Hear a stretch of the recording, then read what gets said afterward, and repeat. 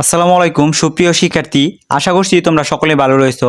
আমাদের বাংলাদেশে নতুন অন্তর্বর্তীকালীন যে সরকার গঠিত হয়েছে সেই সরকারের শিক্ষা উপদেষ্টা তোমাদের নতুন কারিকুলাম সম্পর্কে কিছু গুরুত্বপূর্ণ কথা বলেছে। সেই কথাগুলো আমরা এই ভিডিওতে পড়ব।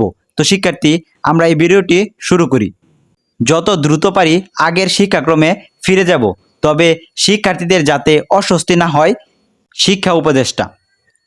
অন্তর্বর্তী সরকারের শিক্ষা ও পরিকল্পনা উপদেষ্টা অর্থনীতিবিদ ওয়াহিদুদ্দিন মাহমুদ বলেছেন, যতদূর পারবেন তারা আগের শিক্ষাক্রমে ফিরে যাবেন, তবে এমনভাবে এটি করা হবে যাতে যেসব শিক্ষার্থী নতুন শিক্ষাক্রমে আছে তাদের কোনো অস্বস্তি না হয়।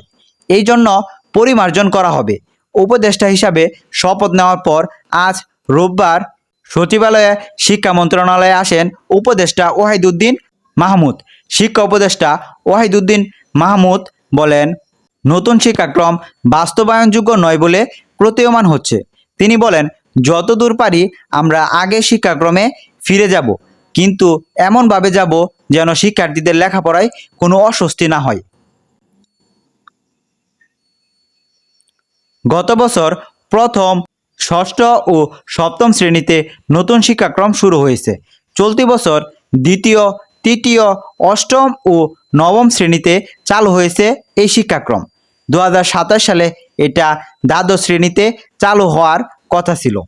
এই বছর যারা নবম শ্রেণীতে পড়ছে তারা নতুন শিক্ষাক্রম অনুযায়ী প্রথমবারের মতো এসএসসি পরীক্ষা দেওয়ার কথা।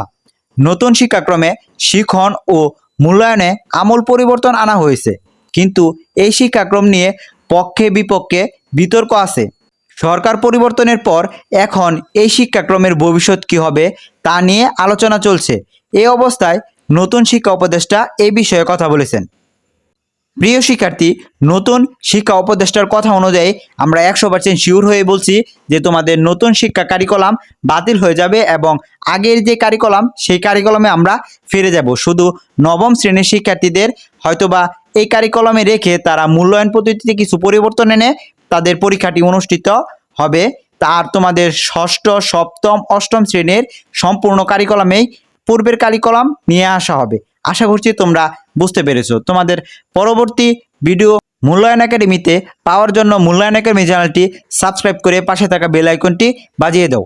তোমাদের সুস্থতা ও দীর্ঘায়ু কামনা করে এবং পরবর্তী ভিডিও দেখার আমন্ত্রণ জানিয়ে আজ এখানেই শেষ করছি। আল্লাহ হাফেজ।